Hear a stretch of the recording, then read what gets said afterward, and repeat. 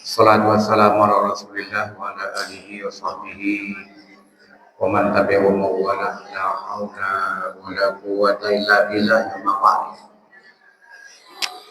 Bapak Ibu jamaah calon haji Tuyukur Rahman, tamu-tamu Allah, semoga kita dimuliakan, dirahmati, dicintai dan selalu diberikan kesehatan oleh Allah Subhanahu wa taala. Bersyukur kita, alhamdulillah, hari ini kita masih bisa melanjutkan manasik yang hari kelima ya. Semoga apa yang telah kita dapatkan dari acara manasik kita, mudah-mudahan ini menjadi bekal buat kita semuanya.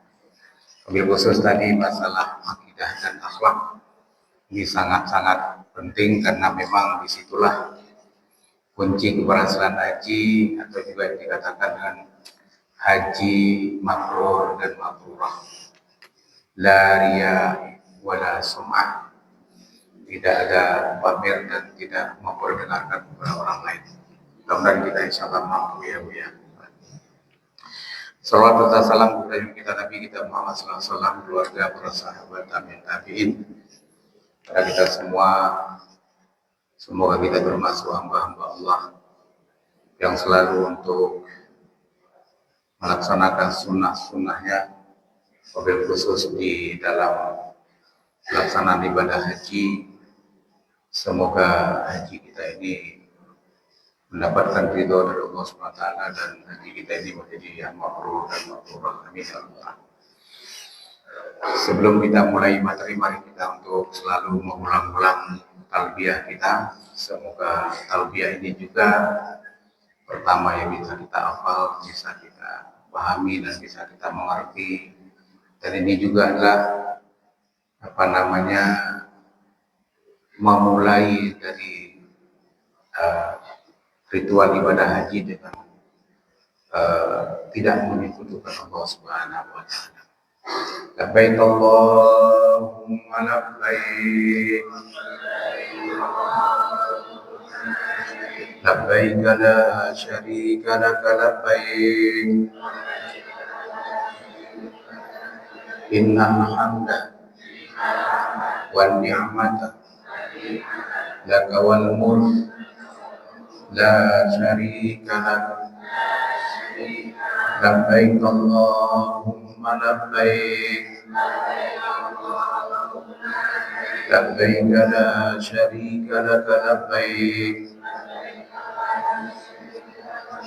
innal hamda wan ni'mata laka wal mulk la syarika lak. Labbaik Allahumma labbaik, labbaik la syarika lak labbaik, innal hamda wan ni'mata laka wal mulk la syarika lak.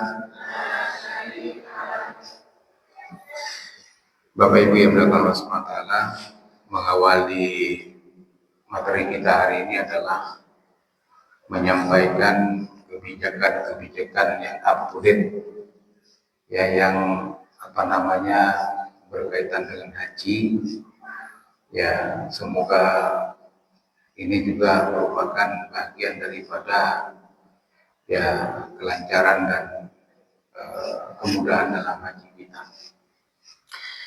Yang pertama mengenai jamaah calon haji cadangan ya. Jamaah calon haji cadangan sudah membuat pernyataan yang intinya adalah berangkat alhamdulillah, nggak berangkat juga alhamdulillah, tapi tidak menuntut apa-apa. Juga perlu kami beritahukan ya, dari 5.125 calon jamaah haji Kota Bekasi kuotanya ya, baru kemarin itu evaluasi lebih kurang baru 3.000 lebih sedikit yang baru melunasi, ya, yang baru melunasi. Berarti sekitar 2000 calon jamaah haji lagi baru akan terpenuhi kuota. Maka dengan demikian insya Allah kita berdoa kepada Allah semoga yang cadangan ini bisa berangkat semuanya. Saya senang kalau yang ngaminin ini bukan cadangan aja. Ya. Jadi semua kita amin, semoga yang cadangan juga menjadi bagian dari as-sunnah dan tergabung dalam kelompok haji Kabilah Sunnah bersama Bapak Ibu semua insya Allah. Kemudian yang kedua, yang sudah melakukan pelunasan, yang sudah mendapatkan istiqomah, ya kemungkinan suami belum, istri sudah istiqomah. Ini tolong segera dilunasi, karena waktunya tinggal besok sama hari Selasa. Nah, pertanyaannya terus, suami saya, istri saya belum istiqomah, bagaimana Pak? Ya, sebagaimana kita sampaikan pada pertemuan yang lalu, selama masalahnya bukan pada jamaah, ya insya Allah masih ada peluang. Nah, kita berdoa saja bagi yang gagal sistem, ya misalnya hari Selasa baru pelunasan, sedangkan jam itu pukul 3, pukul 15 itu sudah tutup. Begitu lagi pelunasan, mungkin listriknya padam ataupun waktunya sudah selesai, ini namanya gagal sistem. Itu nanti tahap kedua. Semoga di antara ibu-ibu dan bapak-bapak tidak ada yang gagal sistem. Ya, pertama. Yang kedua, kalau MCU-nya belum ada istiqoahnya dan itu masalahnya bukan pada jemaah, mungkin karena ya keterbatasan tenaga para pegawai dinkes ya untuk menyelesaikan istiqoah Bapak Ibu. Nah, kemungkinan insya Allah ya masih bisa di tahap kedua. Ya, akan tetapi Bapak Ibu semua harus berusaha maksimal mungkin. Kita juga akan kawal. Jadi setiap permasalahan Bapak Ibu kita akan langsung menghubungi pihak dinkes, ya, Sisko Hankes. Jadi Pak Budui namanya yang pernah ceramah di sini. Selalu kita tanyakan. Nah, termasuk juga yang sudah istiqomah begitu gerbang, di sana kata pegawai belum bisa pelunasan. Nah, ini pun kita akan kawal ada apa. Nah, sehingga alhamdulillah beberapa calon jamaah kita yang kemarin ada masalah di bank, alhamdulillah selesai. Ya. Nah, kemudian juga yang berkaitan dengan pendampingan, pemahroman, pelimpahan, ya menyatukan suami istri. Nah, kemarin itu hari Jumat bagi yang pendampingan dan pelimpahan, ya khususnya pendampingan ini sudah difoto ya, Pak Rizky sudah ya, sudah difoto. Ini fotonya maksudnya gini nih. Yang mendampingi siapa? Anak. Yang didampingi siapa? Ibu. Mana orangnya? Ini ya sudah. Jadi itu untuk lebih sahih ya, lebih pasti. Karena dulunya nggak begitu yang didampingi. Kadang-kadang itu siapa yang mendampingi siapa. Yang didampingi berangkat lewat koridor sekian, yang mendampingi berangkat lewat koridor sekian. Tapi sekarang enggak. Yang didampingi ada orangnya, yang mendampingi ada orangnya. Nah, begitu juga penyatuan suami istri, ya. itu juga sudah masuk semua persyaratan-persyaratan, dan malah ada yang sudah istitoah. Nah, namun kalau yang pendampingan penyatuan suami istri itu sudah istitoah, nanti pelunasannya tahap kedua. Ya, pelunasannya tahap kedua. Ya. Nah, kalau yang pelimpahan berbeda. Pelimpahan itu artinya gini. Orang tua, apakah itu ibunya atau bapaknya meninggal, kemudian dalam pelimpahan kepada ahli waris. Ahli waris itu adalah bisa anak, ya, bisa istri, bisa orang tua, bisa adik. Nah, ini memang kalau sudah pengurusannya sudah atas nama yang menerima pelimpahan, nah ini sudah selesai, karena itu sudah keluar nomor kursi atas nama yang meninggal, yang menerima pelimpahan juga sudah jelas siapa. Nah, ini bisa pelunasan pada tahap pertama. Ini sudah selesai. Ada dua yang kita di dalam kami sunnah, ada dua, sudah selesai. Nah, kemudian juga ini kita selalu berdoa kepada saudara-saudara kita yang hingga hari ini mungkin niat untuk pergi haji sudah ada, manasik sudah mengikuti. Nah, cuma mungkin dalam segi keuangan mungkin belum terbayang. Ya, mungkin juga MCU sudah. Bapak Ibu semua sebagai calon jamaah haji ini, mudah-mudahan doa Bapak Ibu itu dikabulkan Allah SWT pada saudara kita. Dan yang maksimal, arti maksimal begini, segala apa yang bisa dilakukan saja. Nah, nanti kalau misalnya ya sudah maksimal, belum bisa di tahapan kedua, kita coba untuk kita usulkan.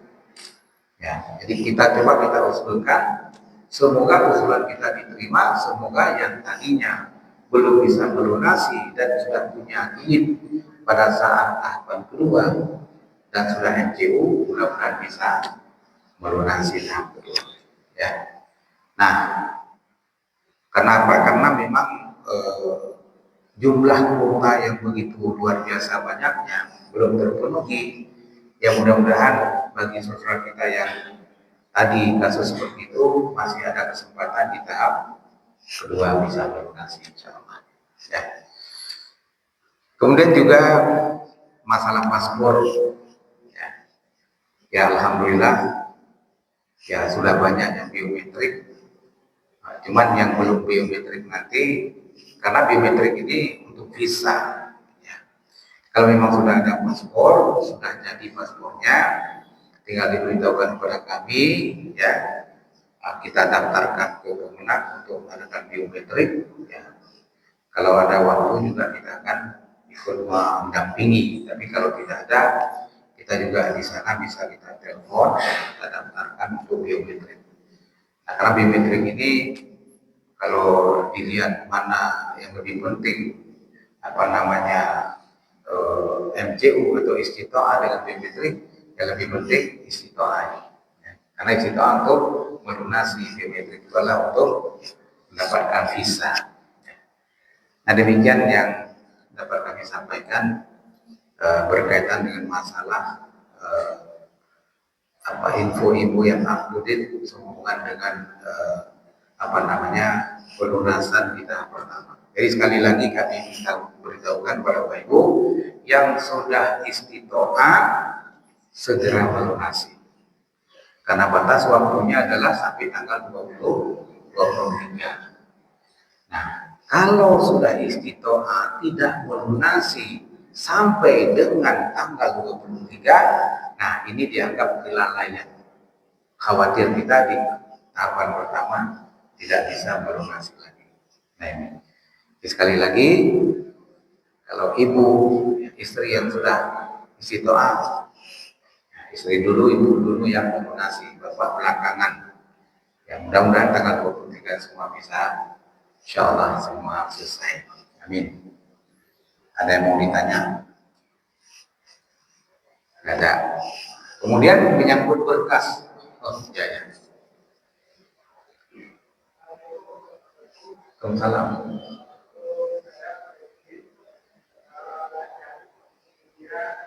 Wah ini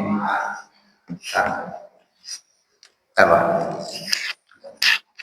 yang menyala.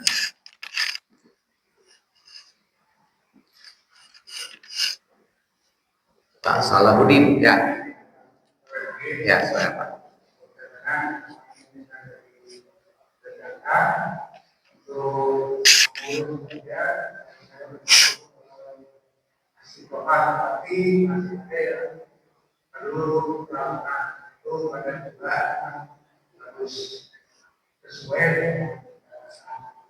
Begitu mungkin baru tanggal 6 akan dicek ulang dan tidak kalau dilakukan antara pemain itu di tanggal 9. Betul. Itu bagaimana kondisi? Baik. Sudah Pak Salahuddin? Ini memang apa namanya, kalau obat Arab itu wajah dari siapa cepat dapat. Ini kan zamannya mengandalkan BPJS ya. Nah, kita menyarankan kepada Bapak Ibu yang kiranya kalau melalui Vaskes BPJS bisa terlambat, itu kami harapkan untuk ngambil jalur mandiri saja biar cepat. Ada beberapa kasus jamaah kita itu di pertengahan November itu sudah MCU, tapi ada sedikit yang perlu dicek ulang, kemudian dirujuk ke sebuah rumah sakit. Nah, dengan pakai Vaskes ya, BPJS, apa kata orang pegawai rumah sakit itu? Pak, nanti Bapak bisa kembali ke sini untuk check out ataupun cek ulang tanggal 17 Desember. Coba. Padahal pelunasan itu tanggal 23. Nah, saya sarankan kepada yang bersangkutan, Pak, jangan ngambil BPJS. Ambil apa? Mandiri. Itu tadi boleh sampaikan. Bismillah. Karena memang BPJS itu ya ngantri. Tapi kalau kita ngambil jalur mandiri, insya Allah seketika itu kita bisa dilayani. Nah, saran kami untuk Bapak Salahuddin, kalau nanti janjinya tanggal 6 baru bisa tindak lanjut kesehatan, kita khawatir nanti tanggal 9 itu sudah mepet. Maka dengan demikian, buat ibu-ibu yang lain juga Bu ya, nanti kalau misalnya ambil jalur BPJS, apalagi yang cadangan, khawatirnya kesehatannya istiqomahnya belum, sementara masa pelunasan tahap kedua sudah selesai. Karena biasa setiap tahun itu cuma ada 2 tahap. Tahap pertama sama tahap kedua. Maka dari itu saran kami ya mudah-mudahan Allah berikan ya, kelancaran ya, ambil jalur mandiri. Jadi kembali lagi ke rumah sakit itu untuk rujukan setelah MCU ada masalah pakai mandiri saja. Ya Pak Salahuddin ya. Baik. Ada lagi Bu? Ada lagi? Enggak ada ya. Nah, kemudian juga tadi yang sudah paspor nanti tolong di WA lewat dulu siapa-siapa saja yang sudah punya paspor, biar kita nanti akan daftarkan ke Kemenak supaya biometrik nggak lama, selama jarinya itu sidik jarinya masih kelihatan, insya Allah nggak lama. Tapi kalau sidik jarinya masih belum kelihatan, diulang, tapi bukan hari itu, tapi insya Allah akan memakan waktu. Oke. Ibu-ibu lagi ada ibu? Ada ya? Baik, kalau gitu kita anggap semua sudah paham Maksud kita jangan ada ya calon haji dari KPU As-Sunnah itu yang tertinggal karena tidak ada informasi. Nah, ini apa namanya ya, fatal. Tapi kami sudah menyampaikan informasi, semoga bisa dipahami ya apa yang bisa dilakukan, dan juga apa namanya bapak-bapak yang sudah masuk di grup. Nah, kalau dulu mungkin bangun tidur lihat grup apa namanya komunitas apa ya.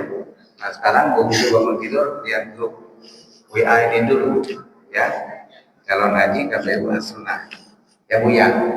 Oh, yang diobrolin apa?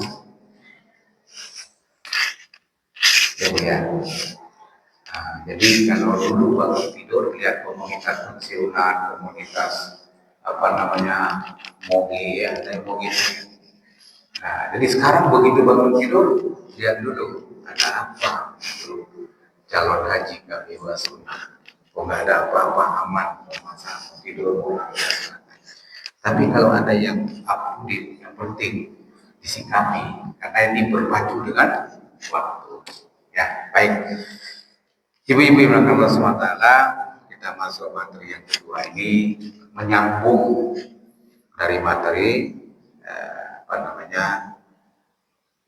ahad yang lalu. Nah, ada yang ingat sudah sampai di mana ahad yang lalu? Bapak? Ya. Kita kemarin sudah membahas secara detail masalah berkaitan dengan umroh. Apa doanya, apa zikirnya, mana yang boleh dipegang, mana yang boleh dicium, ya kan? Ya, karena kembali seperti tadi, ya disampaikan Ustaz tadi, memang rentan dengan kemusyrikan ya. Kita semoga tidak melakukan itu sehingga insya Allah haji kita haji yang sempurna dan makbul insya Allah. Baik, ibu-ibu Allah SWT, kita kemarin sudah menyelesaikan masalah yang berkaitan dengan umroh. Setelah kita melaksanakan umroh ataupun tawaf selama sebanyak 7 kali, selanjutnya adalah wattaqidu min maqami Ibrahim musalla. Jadikanlah makam Ibrahim itu sebagai tempat sholat. Ini namanya makom, bukan makam. Kalau makam itu makam pahlawan, Jatisari, Jatiluhur, Pondok Rangon itu makam namanya. Ini makom, K dengan O. Nah, jadi makom itu adalah tempat berdiri. Koma yang makom, tempat berdiri siapa? Nabi Ibrahim alaihissalam. Ya, ketika beliau mendirikan membangun Ka'bah beserta putranya yang bernama Ismail. Ya. Wattaqidu min maqam Ibrahim musalla. Jadikanlah makam Ibrahim itu sebagai tempat sholat. Nah, kemarin sudah sampai ketika kita sudah menuju ke makam Ibrahim, kita membacakan wattaqidu min maqam Ibrahim musalla. Itu ihram bapak-bapak sudahlah tidak lagi intibah. Atau dengan kata lain, yang tadinya bahunya terlihat, ya kemudian ihramnya diselempangkan ke bahu sebelah kanan tertutup, dirapikan lagi. Ya, ini sunnah. Karena beberapa banyak kita melihat karena orang memang yang mungkin tidak tahu, ya mungkin lupa bisa jadi. Orang masuk ke makam Ibrahim mau sholat sunnah tawaf itu pasti dalam kondisi intibah, terbuka bahu sebelah kanan. Kalau ibu aman ada masalah. Ibu nggak banyak dibuat, tenang aja. Pokoknya jaga muka jangan ditutup, telapak tangan kiri kanan jangan ditutup, kaos kaki tetap terpakai. Nah itu. Nah, okay. Nah sholat sunnah tawaf itu 2 rakaat. Ya, kata Rasulullah SAW, antara aku dan Ka'bah makam Ibrahim. Jadi sholatnya itu adalah di belakang makam Ibrahim. di belakang, bukan di depan. Jadi ini makam Ibrahim. Nanti kan pada saat praktek kita tahu semua. Ini Ka'bah dari sini. Ya, tetap menghadap Ka'bah. Nah, tentunya kondisi di sana itu juga luar biasa banyak ya. Sekarang umroh haji yang di sana. Maka kita di sana nanti ya tidak usah terlalu tidak usah terburu-buru ya. Kita cari tempat yang agak longgar, yang mungkin bisa buat 4 orang di sini atau 5 orang di sana. Nah, untuk menjalankan kita melaksanakan sholat sunnah tawaf. Sholat sunnah tawaf ini 2 rakaat, ya 2 rakaat. Ya, niatnya apa Pak? Niatnya dalam arti sholat sunnah tawaf saja. Jadi kalaupun diajarin yang lain-lain nanti ngapalinnya susah, akhirnya nggak jadi sholat yang susah niatnya ribut ya. Tapi sekarang niatnya kita ya sholat sunnah tawaf 2 rakaat di belakang makam. Setelah takbir baca iftitah ya, apa membaca Allahumma in baini, Allah membaca apa namanya inna sholati wajjahtu wajhi, silakan apa yang sudah bisa kita hafal. Nah, kemudian baca suratul Fatihah ya, baca suratul Fatihah. Ini dalam baca suratul Fatihah ini juga jangan buru-buru. Baca satu ayat. Alhamdulillahirabbil alamin. Rahmanir Rahim. Jadi jangan takut nafas. Alhamdulillahirabbil alamin waladdallin. Karena baca ini juga kita harus paham. Dan Allah Subhanahu wa taala pada saat kita membaca suratul Fatihah, satu ayat itu Allah itu menjawab. Ya. Ketika kita membaca alhamdulillahirabbil alamin, hamba-Mu sedang memuji luar biasa. Jangan kita Allah sudah mau menjawab apa yang kita baca, malah kita nggak berkenan. Alhamdulillahirabbil alamin. Nah, ini adalah etika dalam membaca suratul Fatihah. Kemudian Al-Kafirun. Ini penting Bapak Ibu.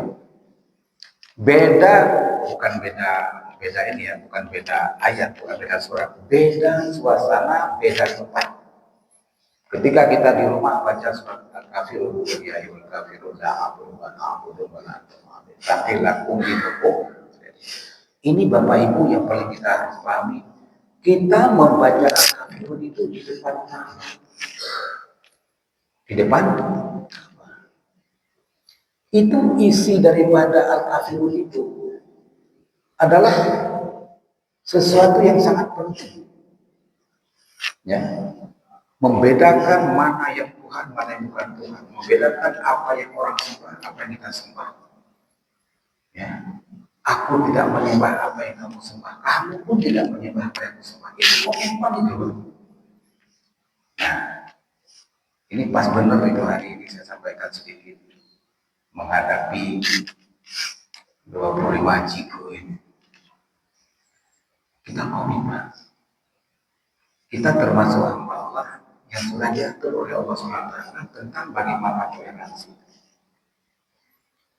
Bagaimana menghormati orang lain. Dan kalau ini kita jalankan, insya Allah tidak ada yang merasa dirugikan, tidak ada yang rugi. Tapi kita berada pada posisi bagaimana kita seorang hamba. Ya, maka di situ ada kamu menyembah, kamu tidak menyembah apa yang sembah. Aku juga tidak menyembah apa yang kau sembah. Aku menilai agama bagimu agamaku. Nah inilah ya, sehingga komitmen itulah yang membuat kita menjadi tegar dalam masalah akidah, sehingga kita ini insya Allah tidak mengganggu orang lain, selalu menghormati dan toleran. Ya. Saya itu tinggal di sini bersama orang yang beda keyakinan. Ya, tapi kita bisa bermain cantik tanpa kurang hormat, tanpa juga menghormatkan akidah, sehingga kita bisa berdampingan bersama tetangga dan tidak pernah terjadi cekcok karena kita mengamalkan mengamalkan ayat ini. Apalagi insya Allah kalau kita membaca inilah di hadapan Allah. Nah, kemudian mau sujud selesai rakaat pertama, kemudian rakaat kedua juga selesai suratul Fatihah dan Al-Ikhlas. Kenapa disebut Al-Ikhlas? Memang di situ itu dituntut kita harus ikhlas. Ketika Allah mengatakan berfirman, "Qul huwallahu ahad," katakanlah ya Muhammad, Allah itu satu. Ini kita harus benar-benar mengatakan, saya ridho, saya ikhlas. Kalau Allah menyatakan dirinya ahad, dan saya pun selalu untuk menjadikan sesembahan saya itu yang ahad. Ya kan? Allahu samad, lam yalid wa lam yulad wa lam yakul lahu kufuwan ahad. Maka dua surah ini kenapa kita baca di sana? Agar kita komit dengan apa kita baca dan membaca itu bukan di sembarang tempat, di depan orang. Masyaallah muslimin rahimahullah, Bapak Ibu dan Allah Subhanahu wa taala. Ya. Nah, setelah nanti sholat ya 2 rakaat sunat tawaf itu kemudian berdoa. Berdoa ini pun mungkin tidak lama-lama karena memang banyak orang juga ingin sholat. Yang penting apa yang kita ingin minta sama Allah yang baik-baik, ya, minta untuk diri kita, istri, anak, ya, dan lain sebagainya dalam Islam kita. Karena waktu yang terbatas, ya, sebisa-bisanya. Nah, kemudian kita ada sunnah nanti akan minum air zam-zam. Air zam-zam itu adalah air yang mengandung tabarok. Kata Rasulullah SAW, air zam-zam itu, ya, tergantung niat kita apa. Jangan ragu-ragu minum air zam-zam. Ya, semua ahli sudah meneliti air zam-zam luar biasa, beda dengan air lain. Nanti kalau Bapak yang pulang dari sana, ambil air 1 botol, ya air ini ya Pak, kemudian isi juga air zam-zam. Ibu taruh, ya, taruh di rumah, tempatnya aman. Kalau air ini sampai sudah berlumur, zam-zam juga berlumur. Itu bisa dibuktikan. Maka disitulah minum zam-zam yang banyak. Mau cuci muka silakan. Ya. Nah, ini ada tabarok. Bacanya Bismillah saja cukup. Kalau mau pakai doanya sahabat Rasulullah, ya, Ibnu Abbas, ya, Allahumma inna nas'aluka ilman nafi'an wa rizqan wasi'an wa shifaan min kulli da'in wa shifaan min rahmatika ya arhamar rahimin. Ya, baca. Ya, supaya kita ini diberikan ilmu yang luas, kemudian disembuhkan dari segala macam penyakit. Minum, ya. Nah, kemudian kita selesai itu adalah kita pergi ke sa'i. Sa'i itu maknanya itu usaha. Ya. Sejarahnya adalah bagaimana ketika Siti Hajar berusaha mencari sumber kehidupan, sumber air. Karena anaknya Nabi Ibrahim alaihissalam yang bernama Ismail masih kecil, kemudian perbekalan habis, air habis, makanan habis. Ya, Siti Hajar melihat seolah-olah di bukit itu ada tanda-tanda kehidupan.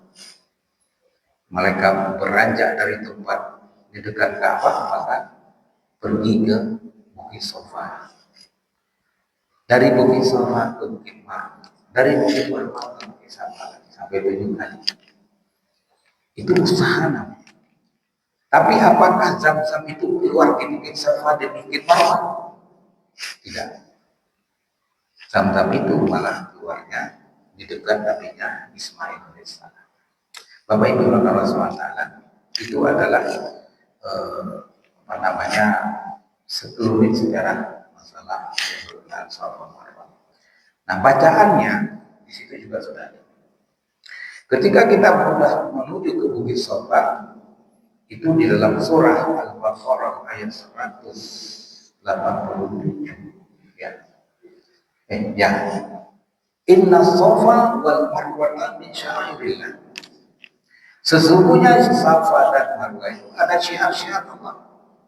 Apa syiar Allah itu? Itu tadi usaha seorang wanita yang ditinggalkan oleh suaminya, yaitu hajar, mencari kehidupan. Dia melakukan ya perjalanan bolak-balik inna safa wal marwa dari Safa ke Marwa.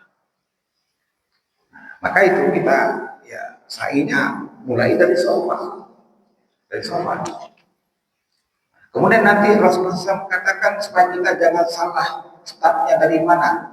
Ya, inna safa wal marwa min sya'airillah. Abda'u bima bada'allahu bi. Aku mulai dengan apa yang Allah suruh mulai. Ya, mulainya dari Safa ke Bukit Marwa. Begitu sampai di puncak Bukit Safa. Ya.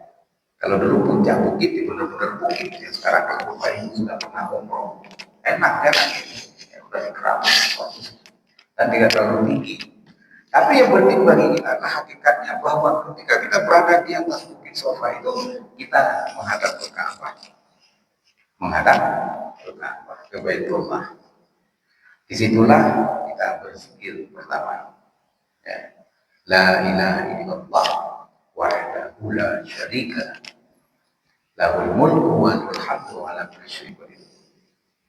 La ilaha illallah wahdahu anjata wa'dah wa nasara 'abdah wa atamal ahzaba.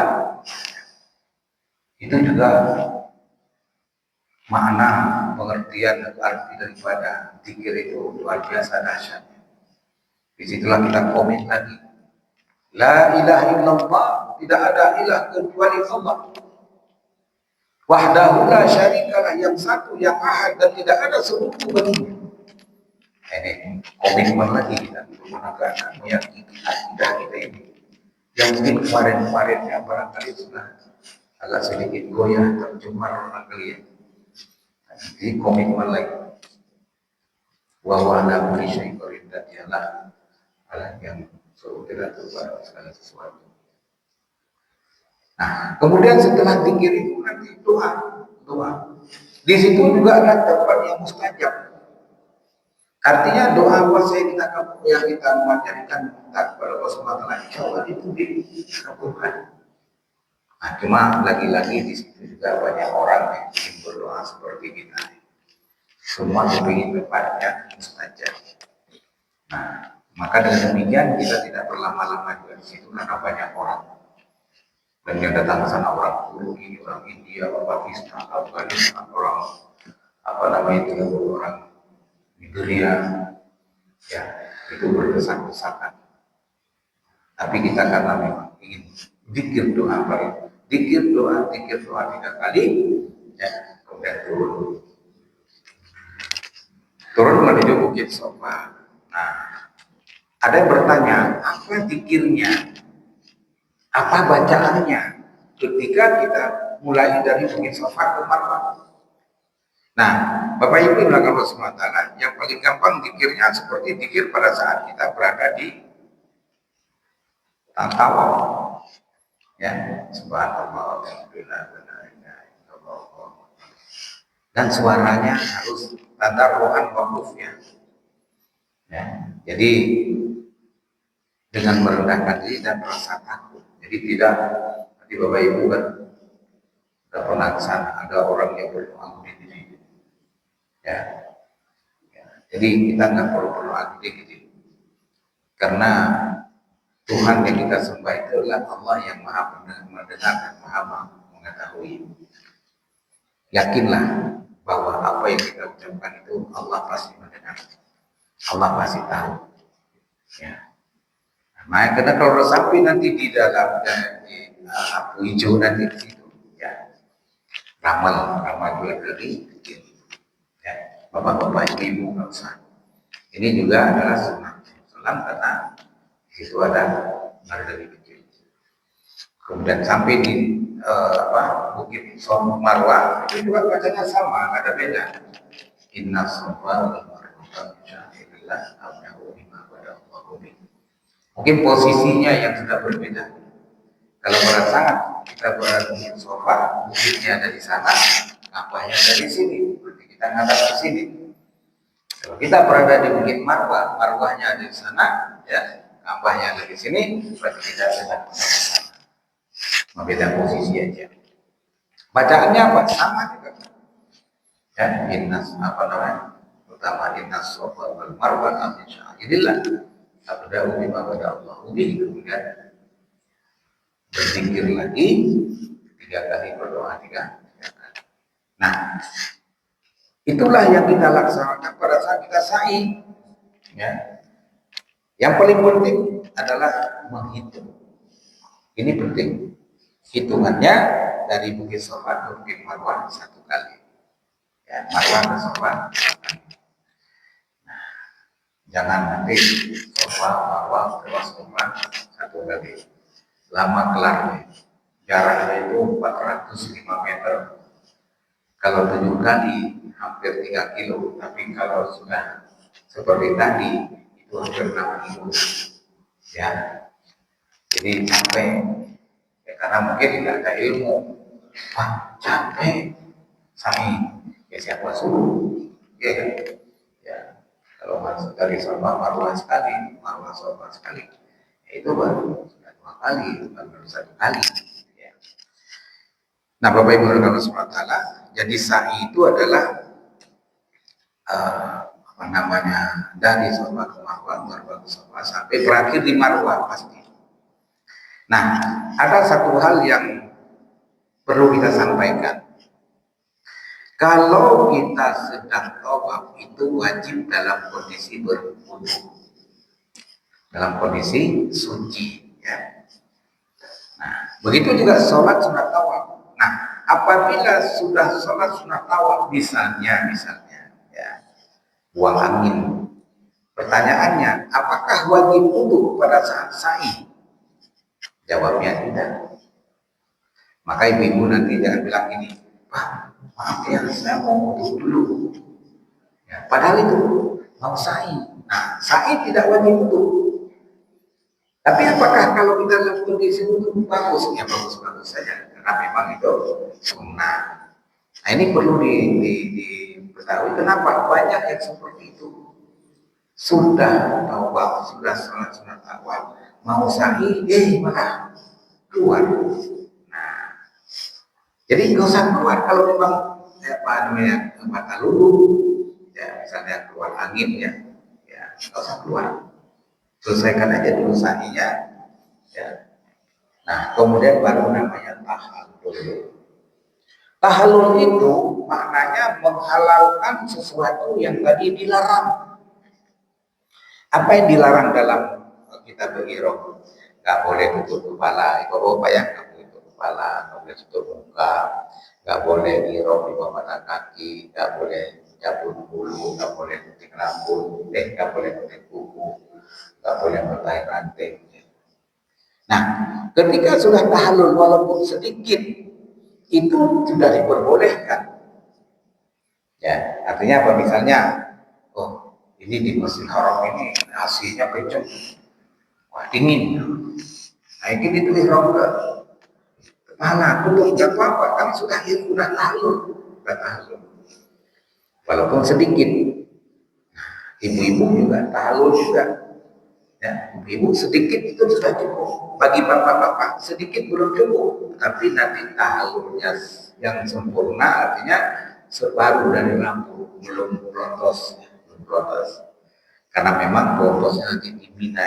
Kalau ini boleh separuh dulu, begitu keluar dari masjid, ya, kita cari mana tukang cukur, ya, mufassirin separuh, ya, 10 real, ya, jangan hitung pakai Indonesia ya.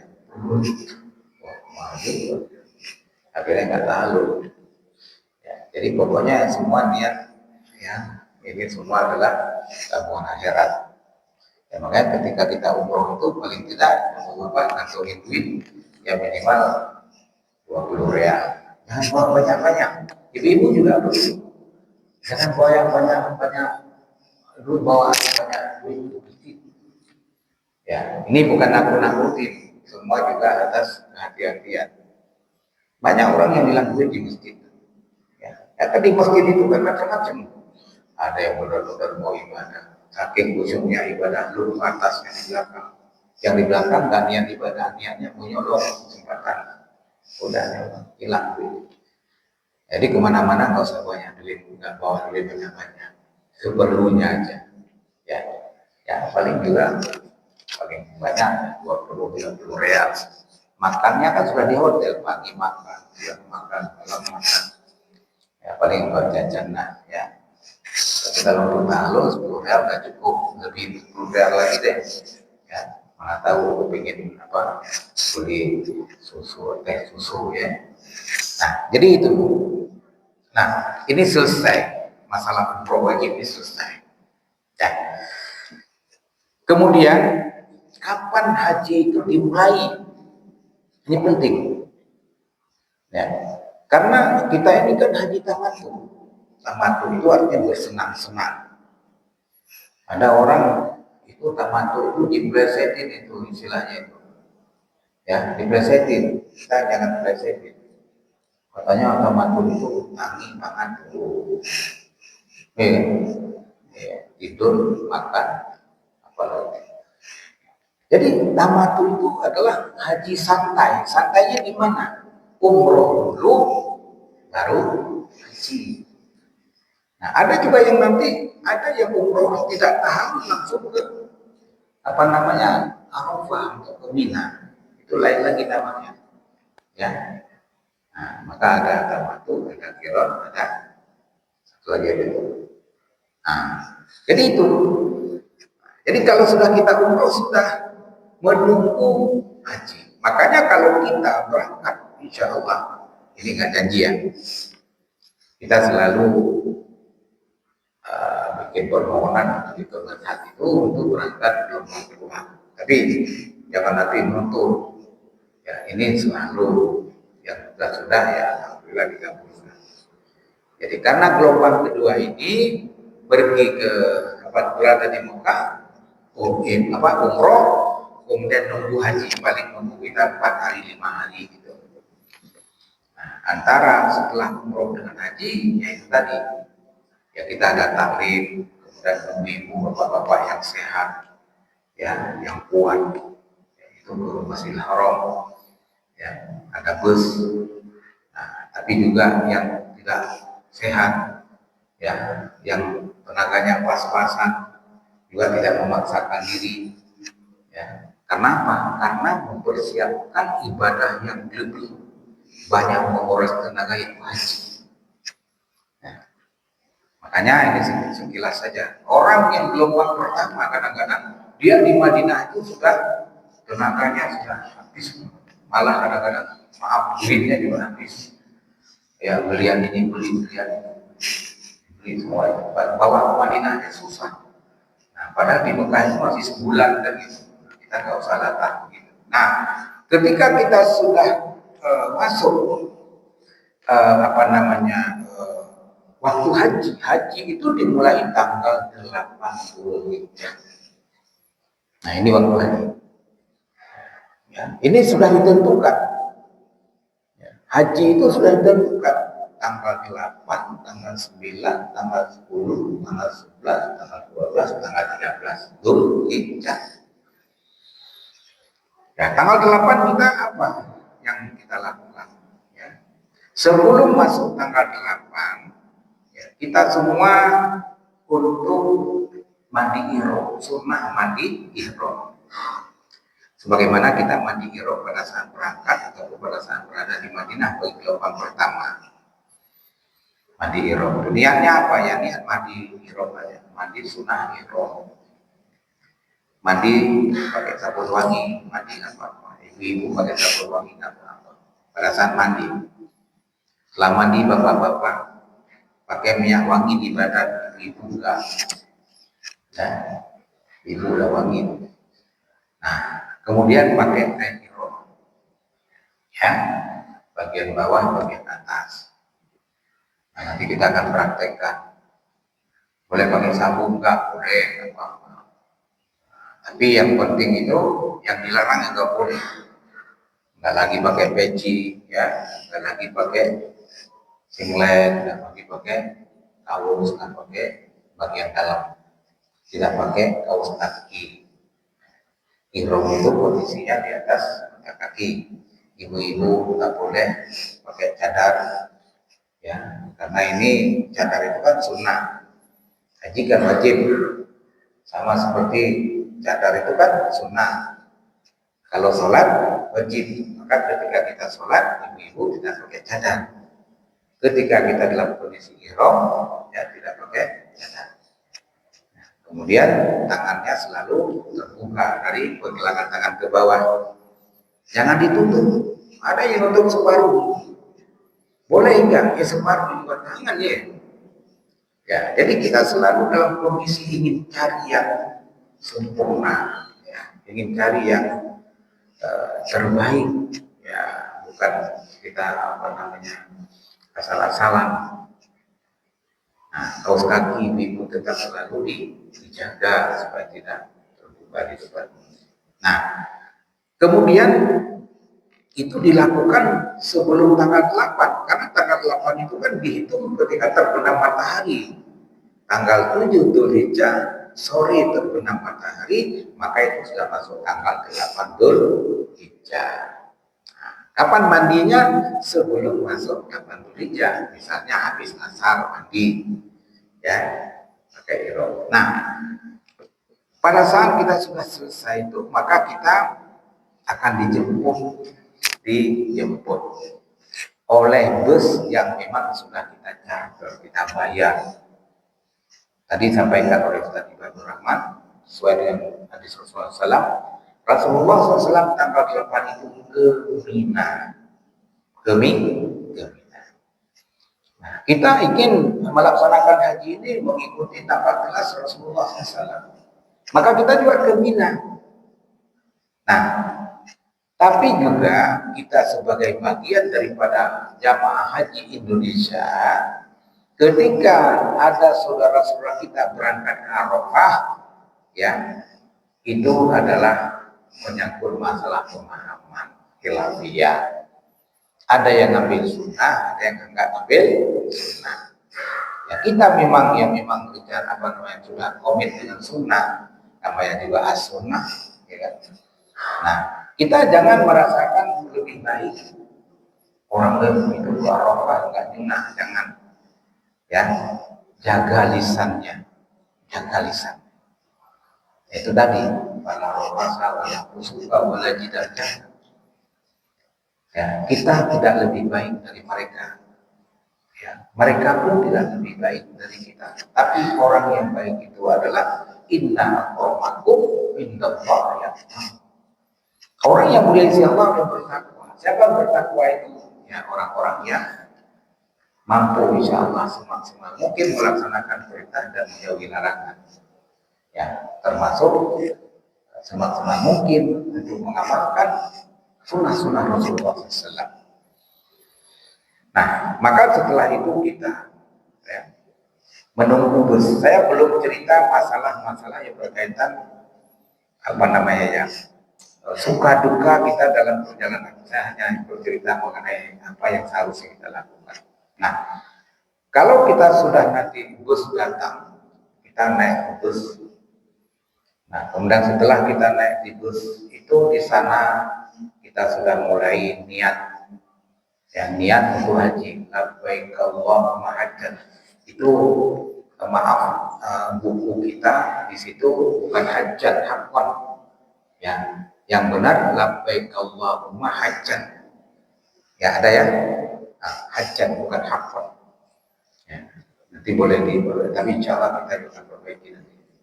Aku datang memenuhi panggilanmu ya Allah untuk haji.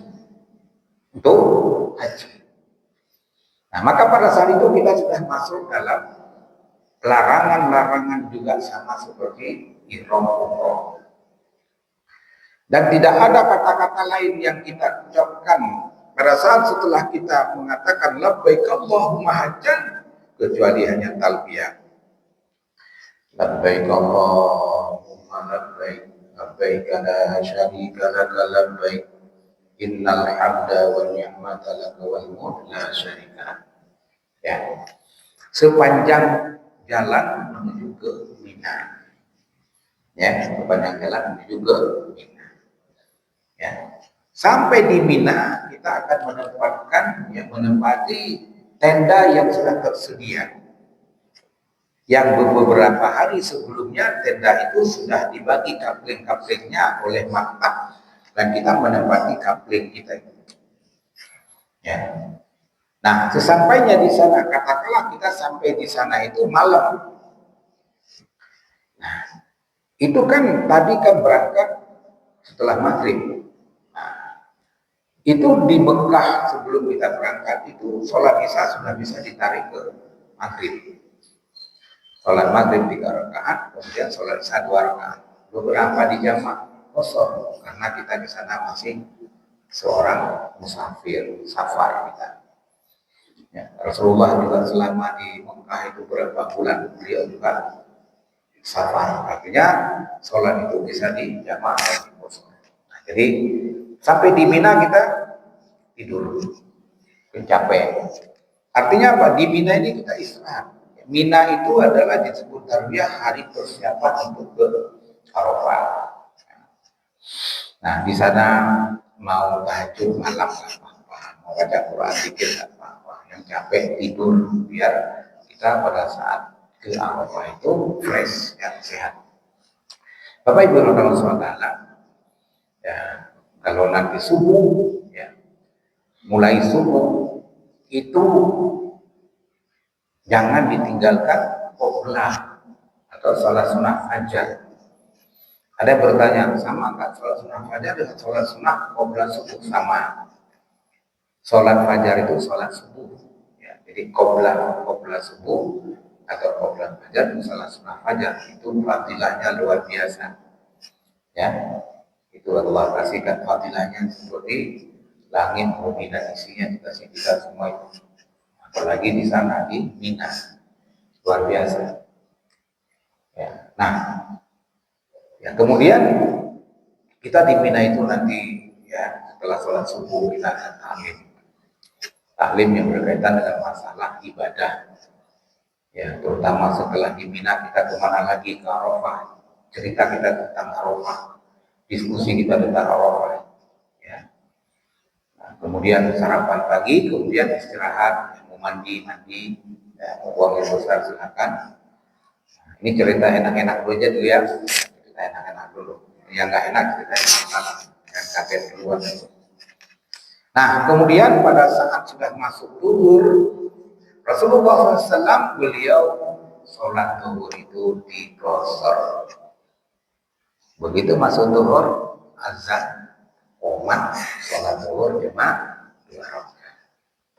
Ini sunnah. Ya. Nah, sunnah ini adalah sesuatu yang diberikan oleh Allah melalui Rasul. Ini adalah semuanya berpahala dan dilipat gandakan pahalanya. Ya. Kita sami'na wa ta'na, dan ini memang contoh Rasul. Kalau kita memang contoh Rasul, ya Rasul itu pada saat di Mina beliau sholat zuhur 2 rakaat. Masuk sholat asar, azan, kemudian iqamah, sholat asar 2 rakaat. Masuk sholat maghrib, nah ini jangan dikosor, ya, itu sholatnya tamam. Tamam itu sholat sempurna 3 rakaat. Masuk sholat isya, kembali sholat dikosor. Ya. Nah, duhur dikosor, tidak ada yang namanya sholat sunnah rawatib baik qobla maupun ba'da. Kenapa demikian? Yang 4 saja sudah diringkas jadi 2. Yang di rumah mau ringkas lagi. Jadi witir bukan siang ya. Nah, jadi tidak ada qobla, tidak ada ba'da. Asar juga begitu, memang tidak ada. Ya, kalaupun ketika seorang sholat asar tamam sempurna, misalnya bukan di Mina, ada orang yang melaksanakan sholat sunnah sebelum asar 4 rakaat, itu tidak termasuk dalam kategori sunnah rawatib. Tapi Rasulullah SAW melarang, enggak. Tapi tidak termasuk dalam kategori sunnah rawatib. Apalagi di Mina. kita sudah sholat asar 2 rakaat, kita tidak ada lagi sholat. Begitu juga sholat isya, ya isya tidak ada lagi ba'da. Nah, kalau maghrib selisih pendapat karena maghrib tidak diqosor, maka ada yang melaksanakan sholat sunnah setelah maghrib karena tidak diqosor.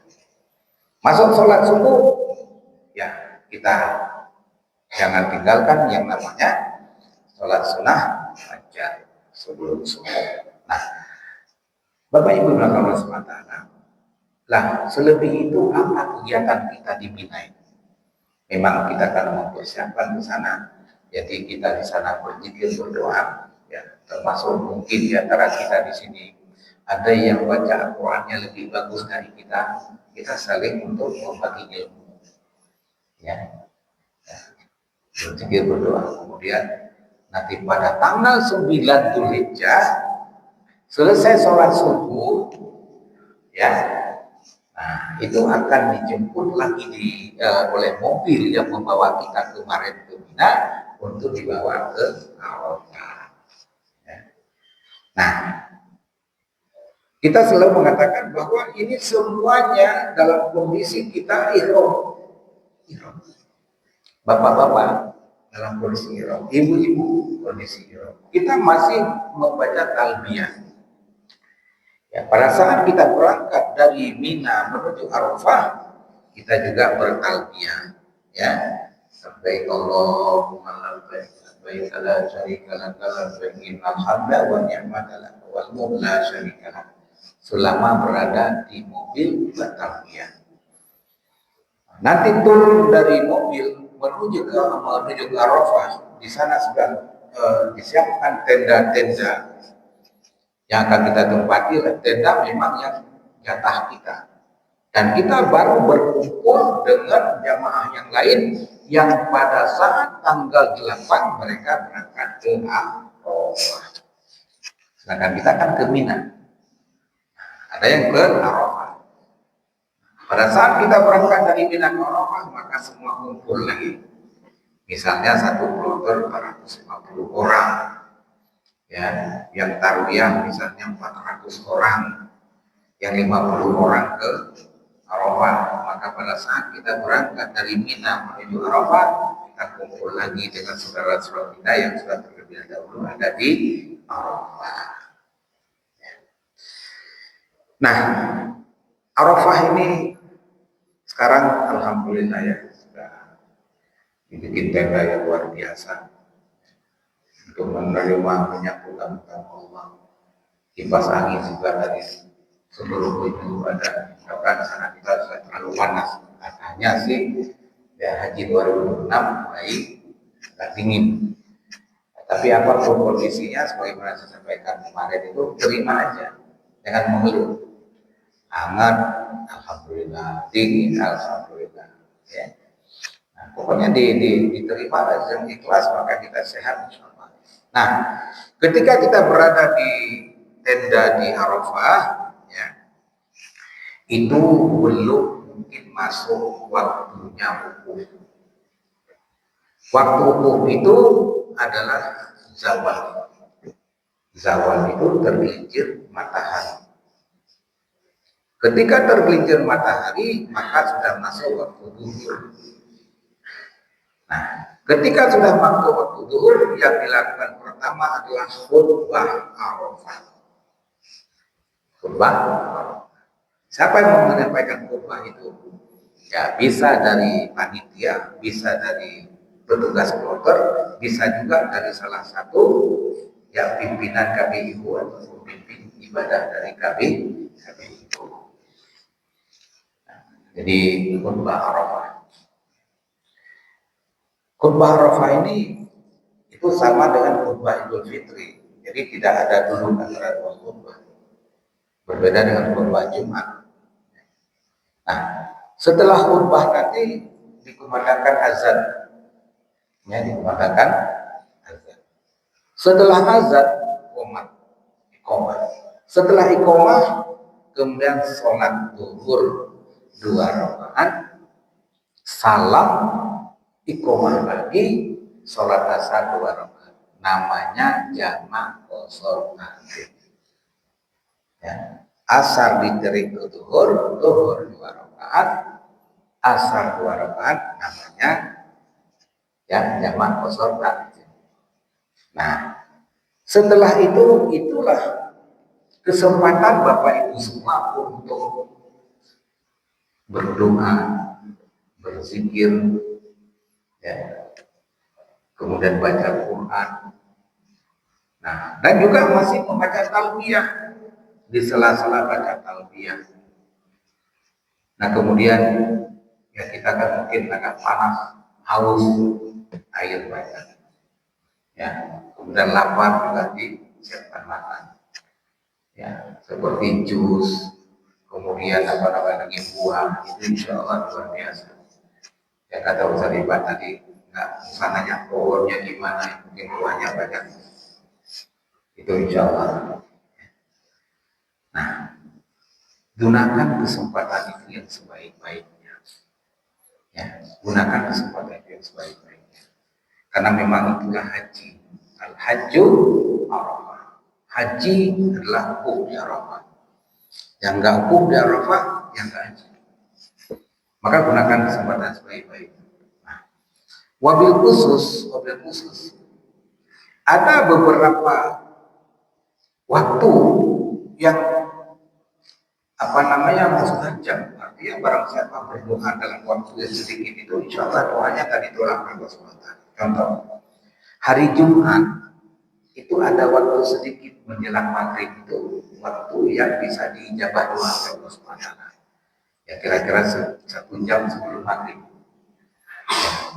Kemudian juga di bulan Ramadan itu 10 hari terakhir bulan Ramadan itu juga malam-malam yang dimuliakan oleh Lailatul Qadar. Nah, begitu juga berada di Arafah. Jangan buru-buru pergi kalau memang sudah dekat-dekat dengan terbenamnya matahari. Katakanlah terbenam matahari itu pukul 6 sore. Maka sebelum pukul 6 jam 5 sampai setengah 6 menjelang kita siap-siap berangkat ke Musdalifah, maksimalkan doa di situ. Malah disunahkan Rasulullah SAW keluar dari tenda, berada di tempat terbuka menghadap kiblat, berdoa kepada Allah SWT. Dan itu kesempatan yang bisa cuma mungkin 1 kali, apalagi sekarang ini. Ya. Kalau dulu habis pulang gaji daftar, tahun depan pergi lagi. Pulang lagi daftar pergi lagi. Ini berlaku peraturan sudah daftar yang 10 tahun lagi. Ya, nah itu. Jadi kita ini sudah maksimalkan. Ya, memang itulah tempat yang memang mustajab. Ya, tadi sudah sampaikan kalau soal doa itu masing-masing punya hajat, masing-masing punya kemauan dengan Allah Subhanahu Wa Taala. Ya, dari sekarang kita coba lihat, dibaca doa-doa yang perlu kita sampaikan. Kita minta kepada Allah Subhanahu wa Ta'ala berbagai macam kebutuhan, wabil khusus urusan-urusan akhirat, urusan-urusan akhirat. Selain daripada urusan-urusan dunia. Disitulah yang namanya hukum itu, ya. Nah, itu artinya kita berada di sana sejenak, ya, untuk merenung segala macam apa-apa yang sudah kita lakukan, ya, apakah diri kita, istri kita, anak kita, mungkin kita jadi suami yang maksimal, jadi ayah kita belum bisa memberikan kesejahteraan bagi anak-anak. Mohon ampun kepada Allah. Setiap orang punya masa lalu yang berbeda, ya, jangan kita malu-malu sampaikan kepada Allah SWT. Mohon ampun. Nah, disitulah tempatnya. Bapak Ibu Allah SWT. Nah, itu Arafah. Ya. Nah, kemudian nanti dari Arafah itu siap-siap berangkat ke Musdalifah. Ya. Bapak Ibu, kalaupun di Arafah itu sudah azan maghrib nih, ya, sholat itu memang wajib, sholat maghrib wajib. Tapi Rasulullah SAW beliau sholat maghrib itu bukan di Arafah, tapi di Musdalifah. Ketika kita sudah berangkat ke Musdalifah, Ya, ya. Mungkin ada yang sudah berwudu dari Arafah atau sudah batal wudu sampai Arafah, di sana berwudu kembali. Yang pertama yang kita lakukan di Musdalifah itu adalah untuk melaksanakan sholat maghrib dan isya. Jika sampai di sana sudah masuk waktu isya, tapi kita juga harus mengikuti waktu. Inna sholata kanat 'alal mu'minina kitaban mauquta. An-Nisa 101. Ya. Sesungguhnya sholat itu bagi orang-orang yang beriman sudah diatur waktu-waktunya. Ya, jadi kalau kita berada di Musdalifah, ya, kemudian masuk waktu isya, sedangkan kita belum sholat maghrib, maka qomat sholat maghrib, isya tarik ke maghrib. Namanya takhir. Ya, jadi maghrib ditarik ke isya. Maghrib ditarik ke isya ya. Di sholat maghrib dulu baru sholat isya. 2 rakaat. Selebih itu tidur. Apa kata Rasulullah SAW ketika kita berada di Musdalifah? Ya ayuhan nas as-sakinah as-sakinah. Wahai manusia, tenang kamu di situ, tenang, enggak usah berubah-ubah. Nanti Bapak Ibu lihat ada orang cuma datang sebentar, usah-usah nyari batu, nyari apa, dan pergi, ya kan? Tapi kita enggak usah ikut Rasulullah. Apa kata Allah? Ya ayuhan nas sakinah as-sakinah. Tenang, tenang. Ngapain kita di situ? Habis sholat isya dan maghrib tadi kita tidur. Tidur yang paling enak. Luar biasa.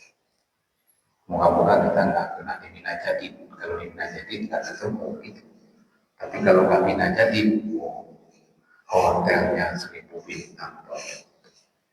Ya, atapnya alam, lantainya pasir, dindingnya gulung, tidurnya pakai irok. Ibu-ibu pakai yang nggak ada masalah ini tidur. Ya.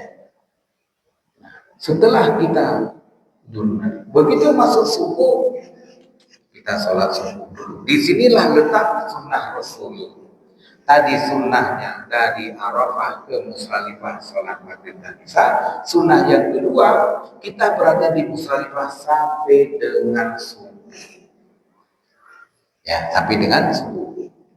Karena kita ingin ikut Rasulullah. Jadi bapak ibu melihat itu orang cuma sebentar pergi, ya kan? Nggak apa-apa, biarin. Ya, itu jangan disalahkan, jangan diomelin, jangan usil. Cuma nggak nyunat. Memang kalau kita udah nyunat, nggak pasti diterima kalau juga kan. Tapi kita ya sudah, ya gitulah. Kalau mau semuanya tidur di Musdalifah ya nggak muat juga. Ya. Nah, jadi kita di situ tidur sampai subuh, kemudian begitu sudah masuk sholat subuh, azan, ya, jangan lupa juga itu sholat sunnah sebelum subuh jangan ditinggal. Qomat sholat subuh. Ya. Nah, ada beberapa hal yang keliru. Ya, ada kekeliruan para jamaah haji. Pertama, di situ Rasulullah SAW tidak menggemarkan menghidupkan malam. Artinya Rasulullah SAW tidak sholat malam karena ingin istirahat. Yang kedua, itu tidak menjadikan Musdalifah itu tempat nyari-nyari batu. Ada sementara orang nyari batu, ketemu batu pergi, cuma tujuannya nyari batu aja. Ya. Kita nggak usah seperti itu. Kalau memang mau diambil batunya, ambil aja 7 biji. Ya. 7 biji batu. Untuk apa? Persiapan lontar jamaratul aqabah.